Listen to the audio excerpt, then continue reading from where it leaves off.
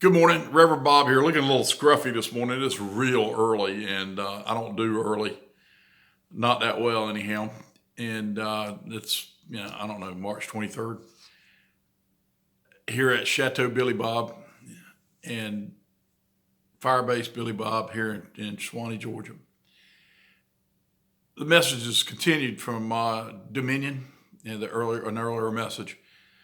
The body we talked about. Okay, and you see it here. You see one here in front of you that hasn't been that well cared for over time.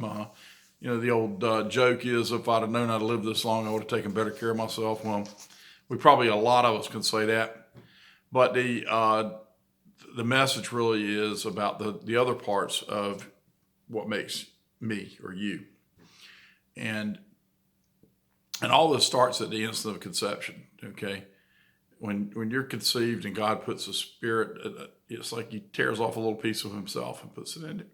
So it's your spirit. It's what makes you an alive person, a sentient I can't say the word, sentient being. Okay, somebody who is self-aware, that you realize that you exist, and separates you from everything else on the planet, animal wise. I mean, you know who you are. You know you're a person. You know you've got an identity, and you have a brain that isn't mostly instinct like a dog or something like that. A dog is like 97, 98% of whatever he learns in his entire life, he was born knowing. It's instinct. We're almost exactly the opposite, in that we have to learn most of what we know. I mean, we have brains separated into different parts, and our cerebral cortex tells our lungs to breathe and our heart to beat and all that kind of stuff without us having to consciously think about it. So there's we'll get into the parts of the brain at some other time, but the soul is the interconnect between that spirit that God puts into us and our mind and body. Okay, so we're an interface to our God being. It says that God makes us in His image. Well, it's done with that spirit. And when our body dies, we don't have a lease on this thing. So when it quits, and it will, then the spiritual part of us, the spirit and the soul, are immortal. They stay. I mean, they stay in somewhere. All right. So what we're deciding here in our existence, in our interface with God, is whether we're going to take that path and exist with God in a paradise that's designed for us, or we're going to rebel against that, rebel against His rules, and go off into some void that is not present with God. And you could call that hell, or you can call it just in a really bad neighborhood, or whatever you want to call it. But it's outside the presence of God. And that's a complete departure from what we have today. Because no matter how you feel about your beliefs and your rebellion against God, it is still present. You still have that piece of spirit in you. It may not be activated. You may not have the Holy Spirit that Jesus sent to us, because you haven't accepted that part of the program.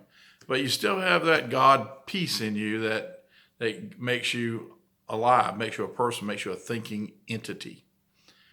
And when your body gives up its mortal coil, and your soul and that spirit goes back to God, and your soul is out there drifting around because it doesn't have an allegiance to anything, it's going to be an emptiness that you haven't experienced. No matter how alone you think you ever experienced here in this life, the aloneness that you're going to get in that instance is more than you've ever experienced in your history. That's the hell. That's the real hell. Okay, it won't make any difference that it's hot and that it stinks and it's and it's a bad spot and everything. You're going to be so devastated by the aloneness in that process and that absence of God, that you're not going to be able to understand all the rest of it. Accept the grace that Jesus Christ gave us. He died on the cross to pay for all these sins that to basically clear up the relationship between me and God, so that I can go back like Adam spoke with him and walk with him in the garden before the fall there. I am back now. I talk to God. God listens. God talks to me, not verbally. I'm not trying to be a nut about this, but God puts the Holy Spirit guides me, and it gives me a peace that nothing else has ever provided for me. So listen and get some Jesus. Okay, go to John 3:16, say the prayer, get baptized, and live a much happier life. Bob, here at Firebase Billy Bob, sending down the fire from heaven to save his friends and to provide for you. Good day.